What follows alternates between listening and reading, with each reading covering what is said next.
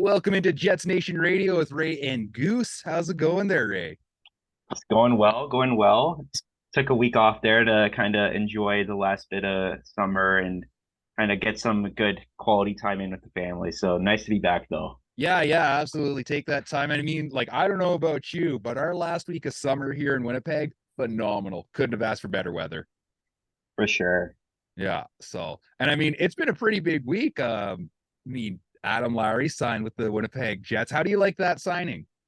Yeah, so Lowry as the captain, I think you meant to say that, but Who did I I say? think you said signed him. So Oh yeah.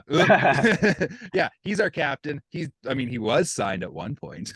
yeah, I think it's a great move. I think you couldn't really go wrong in that choice. Like Lowry and Morrissey were like the top two options, and you can't really go wrong with either of those two. Like both have great leadership qualities and would go. They're signed long term, and they've been Jets their whole career, and I think they both embody what Winnipeg it means to be a Winnipeg Jets. So I don't think it's the wrong choice, and then I think it also opens up room for when some of the young guys come in. I think that a McGroarty or a Barlow could really learn from someone like Lowry and how to lead a team. So I think it'll be exciting to see how Lowry leads and how he also passes the torch down to some of the other captaincy material. Yeah, it's perfect timing, right? Well, for the most part, perfect timing. I'm still in this kind of camp of I either you should have just done it last year, but I understand that Bones was the a brand new coach, so you couldn't do it last year. But I feel like you need to let that room breathe without Wheeler. And I talked about it with Lex on the other podcast there, and it just the timing is kind of wrong, especially if the Jets have a rough start to the season. I mean, it's so hard to tell what this team is going to do. I mean, this team could be a top 10 team or it could be a bottom 5 team very realistically. Yeah, and I think that's one thing that's really up in the air of the Jets is not a lot of teams have that much variance in what they could be and what they couldn't be. Like at the peak, the Jets could be a top 10 team again, like they played through the majority of the season, or we could see that team that seeped into February for the whole season. So it's going to be interesting to see what type of Winnipeg Jets team we have. But with a lot more younger players and players playing in roles, Perfetti looking like he might be the second line center, I think there's a lot of opportunity for growth with this team and a lot of opportunity to kind of prove the doubters wrong on, say, the Jets should rebuild or something. And those types of conversations on Hellebuyck not wanting to stay, Scheifele not wanting to stay. Why are they even in this situation? I think that the Jets are willing to roll the dice there on a really good year and a really good year for developing their players into different roles that they may not have had before. Yeah, it looks like the forward group is locked in already. Bonus would kind of confirm that yesterday with his inner or presser. And he kind of like what you're seeing out of this potential forward group. Yeah, for sure. And Uh, like when you have players like Axel Jonsson Fjallby and David Gustafsson not on your starting 12 forwards, who were both starting forwards or played majority of the games, like they both played over 40 games last season. Those two players aren't on the starting 12 of the forwards there. So I think that just goes to show that the team is overall has more depth. Like you have someone like Iafallo on the third line. You still have Nina Ryder. I think those players are going to play big roles, and then it's also going to create more internal competition within the forward group, where someone like Axel and Gustafsson are going to want to play better and earn those ice times. So I think it's going to be a locker room that's going to be more united without the Blake Wheeler, just the whole Blake Wheeler situation there. So, but yeah. I think it's going to be interesting to see how it turns out. Well, and I remember last year at this time, we were all freaking out about the Jets' right side. It's like, what are we going to do? What are we going to do? Well, you lost Blake Wheeler and Pierre-Luc Dubois. And your right side is Gabe Vilardi, Nino Niederreiter, Mason Appleton, and Vlad Nemestikov. Like, that's a pretty solid four guys to have on your four wings. Yeah, You're on your right wing. So, the only thing that I'm almost worried about is no, I can't even say that because if Ehlers goes out, you have Iafallo creep up into the second line, and you get Barron into the third line, and then one of Gustafsson or Axel Johnson-Fialve sneaking up into that fourth line if somebody gets injured. But we're hoping no injuries. But I mean, it's an 82 game season. You're going to walk with something.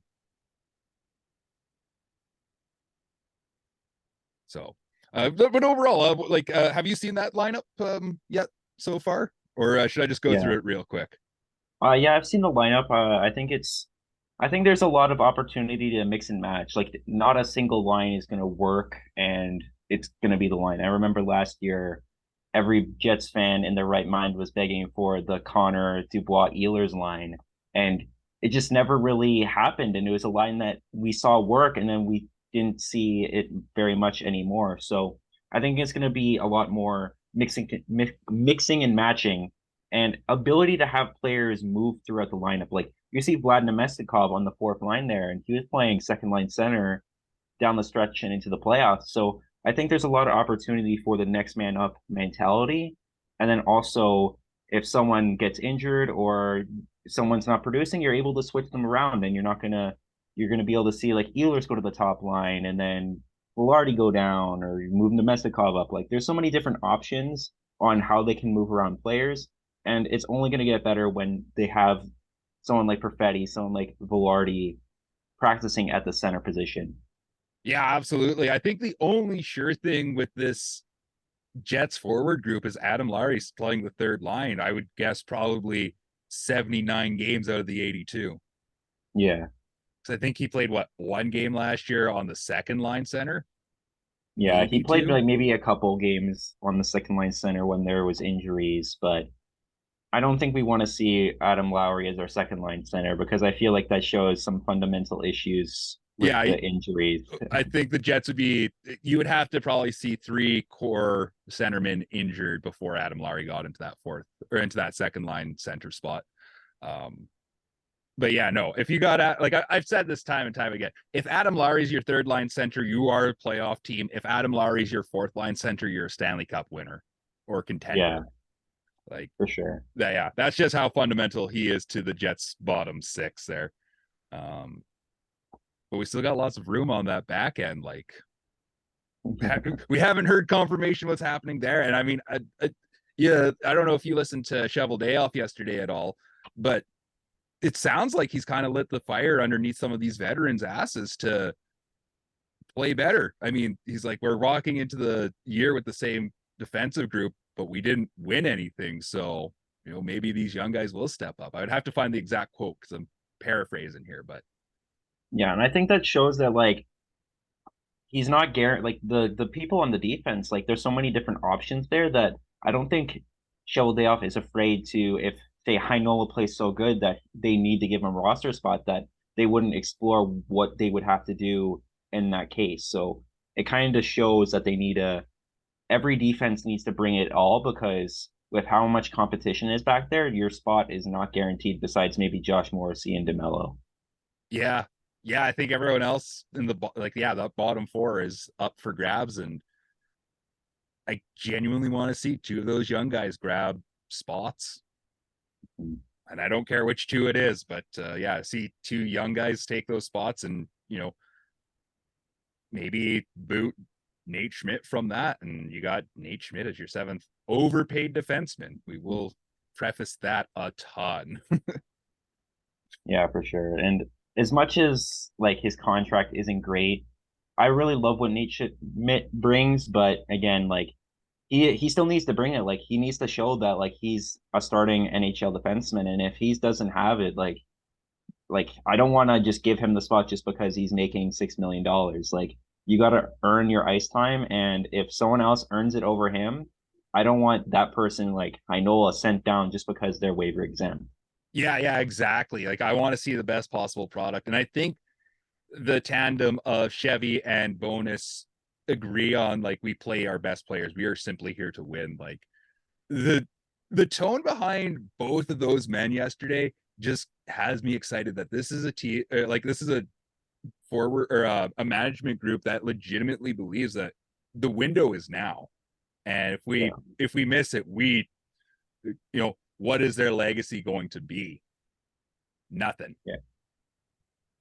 So, Yeah, for and sure. So I genuinely think that Cheveldayoff has had like a real turn of heart on this, because I think he's heard too much noise from outside media that this team isn't good enough, and I think it finally kind of caught him off guard. Where it's like, I built this team, and it is definitely good enough, and well, we'll see what we got. But before we get too much further, we better shout out our good friends at Betway, who get this to happen every week. So if you're in Ontario, 19 plus, go check out Betway. They've got, you know, bets for anything that you want. NHL, Winnipeg Jets, the most important, obviously, but they got NFL odds there, CFL odds. If you want to bet on the Grey Cup, I'm sure you could do that right now. I'm sure the Bombers have some pretty good odds. So, you know, make your money in November. Remember to play responsibly. You know, if you're like me, I make $2 bets. That's it. I make silly parlays, and I walk away a winner most of the time. I don't know about you and your strategy, Ray, but I love my $2 parlays.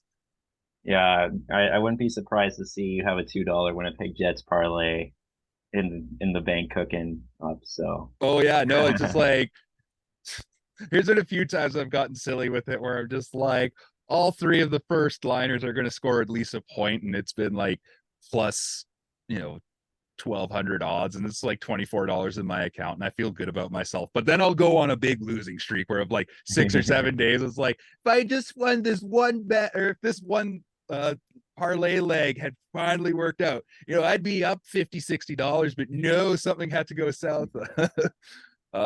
Oh man, just talking about silly parlay legs. I had this, it was one of those nights where the NHL had all of the games on the oh schedule yeah. going, and I had called 15 of 16 games. And the last game, I believe it was between San Jose and Dallas, and it went into a shootout.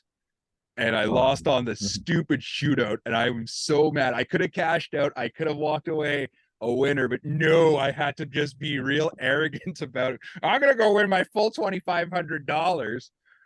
Yeah, betting. It sounds of fun. Go check out Betway, and then you can have silly stories like me. Colby Barlow signing his entry level contract. How do you like that deal for that young man? Yeah, I think it's one of those deals where like he didn't sign it right away like most prospects do. Like we saw with Lambert where it got into like that preseason and then he signed the contract. So I'm not surprised at all to see Barlow get into the preseason and the training camp and to sign this contract. I'm not sure how much of an impact he's going to have in the preseason at all. Like he is an 18-year-old going up against players that have been veterans in the AHL and the NHL. So I wouldn't be surprised to see him back in Owen Sound. But it's a good sign to see that he's willing to sign with the Jets and he sees the future of the team playing alongside of Lambert, McGroarty, Zilkin. Like there's so many different options, and I think that the Jets and Barlow see a really great future with a lot of young guys. Oh yeah, absolutely. And like just seeing how he got along with Rutger McGroarty, like I'm very excited to see those two playing in the future together. It's just such a piss off that McGroarty keeps going back to college. It's like, just come to our silly little camp for a weekend, man. You'll have a great time. We can see what you really do, and maybe actually terrorize those Oilers with the young stars instead of getting terrorized. But Barlow's contract, 3 years, $1.2 million for a rookie. When was it? Have we seen like $1 million contract for a rookie minus Bedard there? Yeah, there's been plenty Is there? like Just apparently I'm out Slavkovsky, to like lunch. yeah. Yeah, Okay. so like it's all in the signing bonus there, or like the bonuses attached to the deal. So like Connor Bedard makes like 4.5 million, even though it's an entry level contract. Like Slavkovsky does. Like I'm pretty sure Cole Perfetti makes like 425K in potential bonuses as well. So those first round picks and players that have like a lot of success in their leagues before signing their entry level contracts, say someone like Kaprizov or someone like that, they have like the bonuses attached. So kind of reflects where they were drafted in and see where they can perform and kind of have opportunities for them to earn more money as well. I mean, yeah, definitely. But also an 18-year-old earning that much scratch, like I pipelined at 18, and I remember I was clearing like $2,000 a week, and it was like the most money in the world to me. I couldn't imagine pulling 10 grand a week or whatever it ends up being at 18 years old. That's just too much money for those kids. Yeah, I think with the contracts there, I think they make a different amount of money in the minors as well. So like their minor salary is maybe around 70K. So Yeah. if he goes back to junior for the first 2 years, he would have his contract slide for the 2 years while Yep. he's in junior. And then in the years, so like a good example is someone like Lucius. I'm pretty sure he has 3 years left on his deal now. So he's gonna making what he would make in the minors, but he also has the signing bonuses there. So it's Mhm. really incentive for these young players to really develop and bring their best game because if they're in the NHL, they're going to be making the big bucks. Yeah, that too. And then, yeah, so you're making way more money in the show. And yeah. So, and yeah, you're a good call on the fact that it takes a couple years to get those contracts started, anyways. I mean, yeah, I guess he's not just 18 walking away with a $1.4 million check. As much as it would be pretty nice for him. Yeah, but I mean, still, like just playing in the minors or in junior there, it should be fun. He'll have a good time. But I'm thinking about like the McDavids, the Bedards, the number one draft picks that get that money that early on, like turning from a rookie 18 and all of a sudden you're in a Canadian city and you've got the pressure of all of that on your back, plus earning all this money. It's got to mess with the kid. Yeah. It's definitely kind of gives them some expectations. Like they're making more than just the entry level. Like they have all this performance and signing bonuses. And I think that some players are really incentivized by them, and some of them may kind of falter at the opportunity. One person that comes to mind that was actually drafted before Cole Perfetti is Marco Rossi. Like him in Minnesota, like he's getting these like he has these bonuses in place too, similar to Perfetti, but he hasn't really had the opportunity in the NHL to put it all together to earn those bonuses. Yeah. Well, I mean, that's the nature of the beast, though. Like, not out, Mm. just because you got drafted in the first first 10, doesn't mean you're gonna go play in the NHL. Like my old man and I were talking the other night. We were talking about one of the drafts, one of those really the 2012 draft, just how historically bad it was, and we were just like naming off guys. We were like, yeah, that guy played for the Oilers, that guy played for the Oilers, and then you have that big list of guys who never played, but the best of the best were playing for the worst team in the league at from 2015 to 2018. So yeah, just because you got drafted doesn't mean you're going to do a whole lot. But yeah, I asked Lex this the other night. What's the weakest link with the Winnipeg Jets right now? I think the weakest link is probably the defense. I really want to say the fourth line, but the fourth line is really evolved. Like last year, we didn't have a Kupari with the face-off percentages, Nemestikov and Barron. Like those guys are all like I wouldn't have them on my fourth line, but it just shakes out that they're on the fourth line.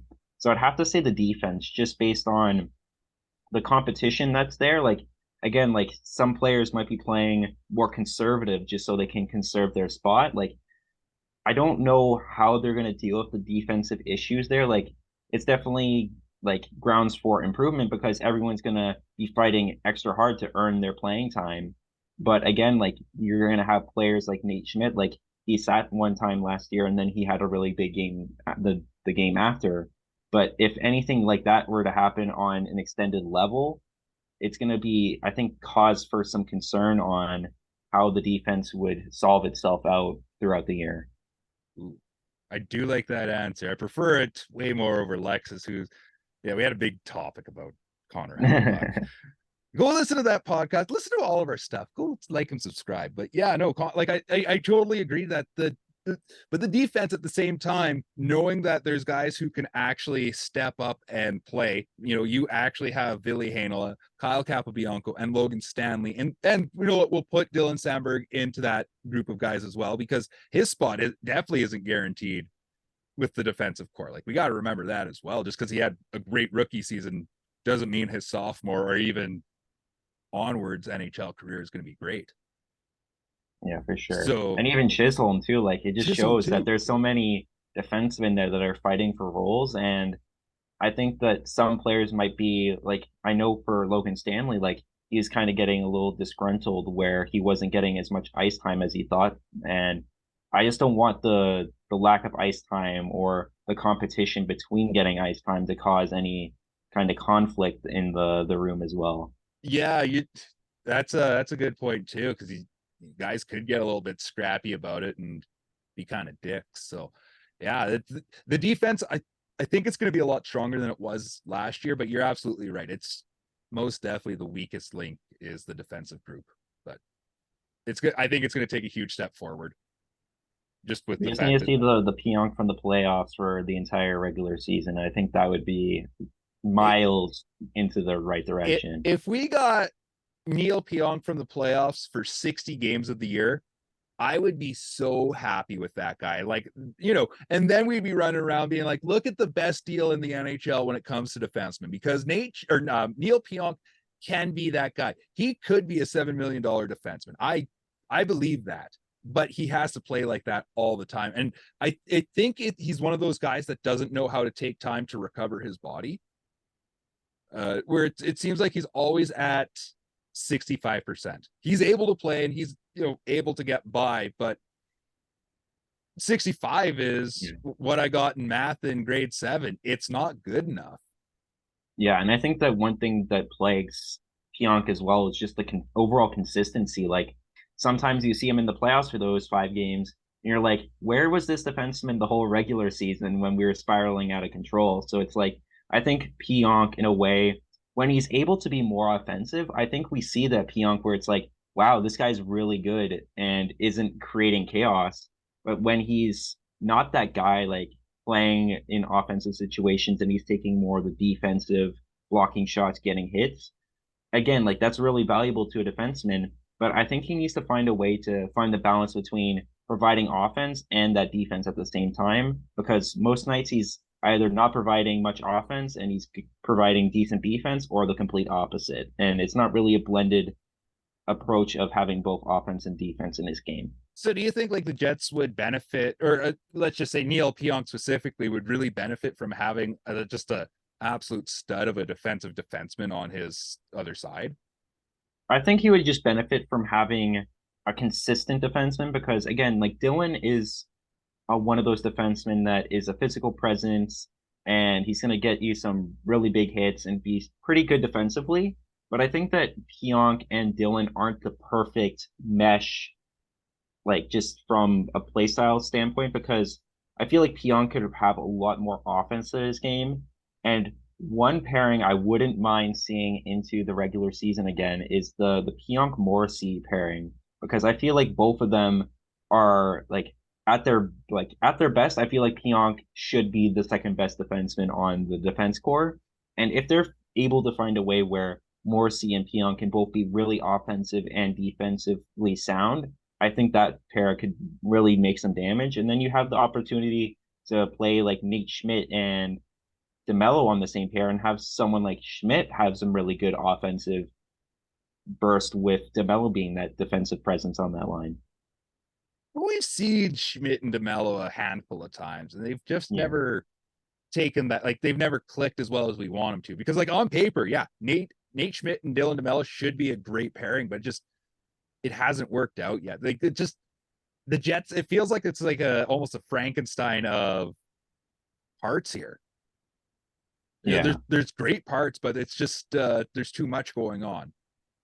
Yeah, for sure. Yeah, it And I doesn't. think it's with the defense altogether, it's like you have really great defensemen individually, but finding like the right way to play together is the thing that I feel like the Jets kind of struggle with. Like obviously we had the pairs where Nate Schmidt and Sandberg played together and they had a really great year.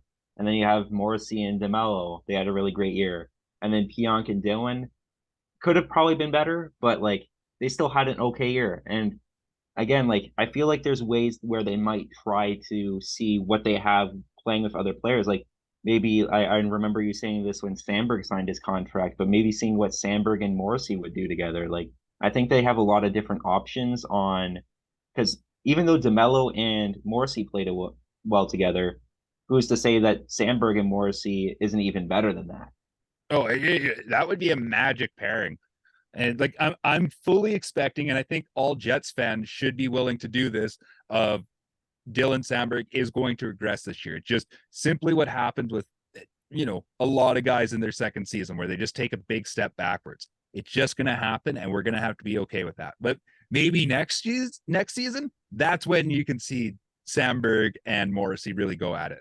Like, I hope I'm wrong about Samberg being, not as good this year, but it's just history likes to repeat itself. Mark Scheifele, Connor Hellebuyck, we've talked about them a lot in the last couple of weeks. So Mark Scheifele earlier today said, I've got 1 year left on my deal and I'm here to help this team succeed. You like to see that. And Connor Hellebuyck's like, yeah, he hasn't shut the door on it.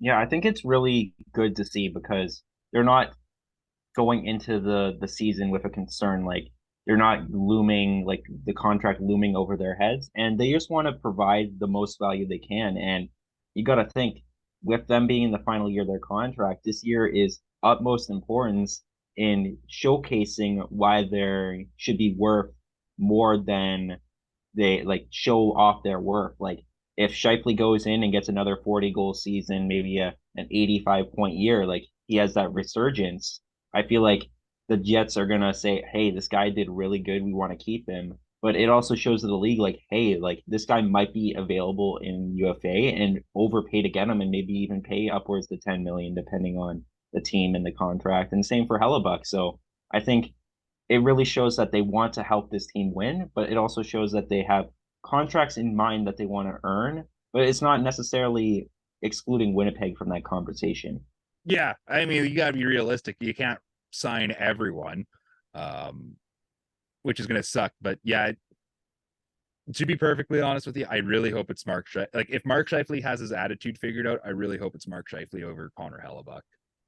Yeah, and I think it's going to be harder to find a center like that. Like it really, if you don't sign Mark Scheifele to a deal, I feel like they have to find some sort of way of getting another top six center, either by trade or in free agency or some other, maybe Lambert takes a step up. But without Scheifele in that top six, I'm not sure how comfortable I would be in a contending team with the top two centers of like Velarde, Perfetti, or like Perfetti and Nemestikov. Like, sure, like it's really like you understand that Nemestikov's really smart. Perfetti sees the game really well, but like when you look at contending teams for the playoffs, like they have like a really great one center or like a great 1-2 center core, and I don't think I would see that without Scheifele there. Yeah, Perfetti, I think, would just be a little too small to handle the number 1C for a full season. And yeah, Vladimir Nemestikov, smart guy, but does he have that full talent? Like, he has to use his smarts to hide some of those flaws within his game. So yeah. So let's start pushing for Mark Scheifele to get signed here. What would be like your maximum number for Mark Scheifele? I would say like maximum like $9 million. Like I wouldn't go anything above 9 million. It really depends on the length of the deal and the term, or like I guess those are the same word, but like how much, Yeah, how like how long are much you gonna give him? term, and because if it's like a long-term deal, like if he wants like an 8 year deal, I'm not sure I'm paying him 8 years because he'll be like 38, 39 years old at the end of that deal. So I know you can make contracts back dive so they're not like super high cap hits at the end of the year, so you can make it a little bit more reasonable if you have to trade it. But again, like if it's a shorter term deal, I feel like I'd give him more, like a 4 year deal at 9 million. But if You it's more than 5 years, I'd not probably not give him over nine. And but I legitimately, I don't think he takes anything less than $50 million with his contract. I think that's I think that's what he thinks he deserves. And I mean, with the cap going up, and if you lose Connor Hellebuyck, that Mark Scheifele is going to be just itching for. I don't think he's in it for the cash, but $50 million to stay in Winnipeg for 5 years, I'd do it. yeah, And I'm doing it that's for less. 10 So that's 10 million a season there. $10 million for a number one centerman, and let's say he does 40 goals this year again, and there's a playoff run. I think $10 million for that guy, even if it's just a two rounder, I think that's what he kind of should dictate for himself. Yeah, I would probably if he's only going to take 50 million, I would probably do a 6-year deal at 50 million, so around 8.3 million a season. That's 36-year-old Mark Scheifele. Yeah, and then you trade him then. I guess. All right, we're gonna get you your cup there, buddy. Scott Billick tweeting out about 3 hours ago. I missed this one, but Nikolaj Ehlers had left practice earlier today. That I did know, but he had neck spasm starting last night, and he's not going to be participating in practice tomorrow. So great start to Nikolaj Ehlers' season. Holy, poor guy. Oh, do you think that like totally derails the Jets season if he's, let's just say he's out for the full 82? I wouldn't say it derails the season, but I think it really dampens the expectation of them being a possible top 10 team. Like Ehlers, when he's healthy, is an amazing player and an amazing play driver. And without Dubois and Wheeler on the team anymore, I think it just shows how much more important he's going to be because he's going to be on the power play one now. Like he's going to have opportunities out the kazoo. So he's definitely going to be like a very fundamental forward piece. Like behind Connor, I think that Connor is the most important forward on the Jets. And if Scheifele wasn't a setter, I'd say it would be close. But with Ehlers there, I think he's one of the most dynamic players in the league. And with him having power play one time and a full season, I think he could really boom for like 90 plus points. Would be fantastic. I'd love to see a full 82 games where we got to see 90 points out of Nick Ehlers. That's probably going to go down as one of the worst, like one of those guys that's like he should have been so much more than he was, but injuries just simply impacted his game. Yeah, and it's not like he had very much injury trouble before like the last 2 years as well. Like he had the 1 year in like the last COVID year, so like the 2020-2021 season. He had like a full healthy season there. I think he maybe only missed like 5 or 6 games there. Mm-hmm. But the last 2 years, like it's kind of that recency bias where people see that he's missing like majority of the season in back-to-back years, and now all the years where Ehlers was a healthy player in the past is just kind of gone away, and now he's just an injury prone, made of glass player, Yeah, which doesn't well, seem. you know how fans are as soon as they see a guy injured, back-to-back seasons for extended periods of time. It's just made it. Yeah, like you said, they're just made of glass. And I mean, I've been seeing that stuff for about Nikolaj Ehlers almost all summer, and yeah, seeing that tweet from Scott Billick, I just feel bad for the guy. So get better there, Nikolaj Ehlers, and I hope that yeah, whatever's Yeah, up. like yeah, like this past season was the first season where he missed more than like 20 games. Oh, Like really? yeah, so the last year he missed 20 games exactly. So he had played 62 games. The COVID year he missed only 9 games. And then in 2019, the 2018-2019 season, he played 62 games. So it's not like he's missing like majority, like more than half of the season in multiple years. Like, and before that, like he had a full 82 game. Like he's had full 82 game seasons in the past. So I Yeah. think it's just recency bias on his injuries and just how maybe he evolved as a player where he's putting himself into situations where he's more apt to getting injured. But again, like I don't think it's too far fetched to say that Ehlers could have a full 82 game season. Oh, I'm sure he can. It's just he's missing that time in the prime of his career. And I think that's what's going to kind of ultimately bug some fans of his because we are we losing out on anywhere between 150 and 180 points on the guy? But I mean, he is the highest scoring Dane of all time, so his name's already cemented in the record book. So what does he care? For sure. Yeah. Well, Ray, that's pretty much all I've got for today. We got Jets hockey coming up this weekend. You excited? Yeah, it's kind of surreal to say that the Jets hockey is back. So I Yeah. guess we should get pushing on the rankings Oh as yeah, I guess well. we should. We got a couple more weeks for that. I mean, Yeah. yeah, we'll do that again next week. We'll take a hiatus week on that. So if you're itching to hear our Jets rankings of importance, we'll start off with Yeah. that next week. And one more honorable mention I wanted to bring up is Jets draft pick in 2021, Dmitry Revshevsky, who's playing in the KHL right now, is over a point a game in the KHL with 4 goals and 4 assists in 7 games. And he did have an interview at the start of the season where he had an offer to come play for the Jets for that season, but he had the contract extension. And it sounds like he's really determined to come over to the Jets and instantly make an impact on the NHL team and doesn't want to play for the AHL. So I think it's going to be interesting to see how he plays over in the KHL this year, already being a point a game, and how he can really impact the Jets moving forward.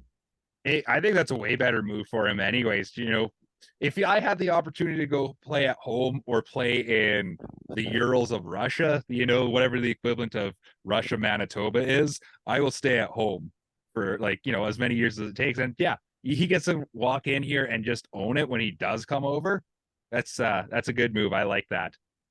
So point to game guy. The last KHL player that comes to mind that took his time in the KHL and really became an impact player over there. It starts with the name Kirill. So it'll be interesting to see what he can become. Both 5th round picks as well. Yeah, I was gonna say, like, wasn't that guy from the 5th round? So let's see those Russians come on over. Assuming, you know, not nonsense happens over there with a certain war, but whatever. That's not my issue. Ray, where can we find you on the internet? Yeah, you can find me on the internet at ray.how on Instagram. And if you have any questions that want to be featured on here, the season's starting up soon. So it's going to be really exciting to see some new Jets fans here on Jets Nation and how you want to see Jets Nation evolve as well. Yeah. Oh man. Yeah. We're in the year of it's cooking. Like if you want to see something legitimately take off, like we actually just jumped over the 100 subscriber mark. So thank you to everyone who has subscribed. I really appreciate it. And we got to shout out Ray because he's been just a trooper with us for the last, 7-8 months now. Yeah, you're a fantastic guy to have on. My old man, he and I were chatting the other night and he just like, you know, don't ever lose Ray. Like he's a good guy to have around. So yeah, I don't tell you enough, but damn it, I appreciate you. Yeah, Jets Nation, it's going to grow this year. I'm going to personally focus more on the podcasting side of things. That's just kind of where my strong suit is. So check that out. Give me a follow on Instagram. Also, if you happen to be up on Saturday night between 3 and 6 a.m., I'm on the radio, 92.1 City. So, you know, listen to me. I'm mostly live. I'm live when I record. So listen for that. Yeah. Have a great week. JetsNation.ca. Make sure to like and subscribe. And again, thank you to everyone for getting us to 100 subs. It'd be cool to get 100 subscribers on Spotify as well. We're currently kicking around the 50 mark there. So yeah, have a great week, everyone. Peace and go Jets, go. Hopefully we beat them Oilers.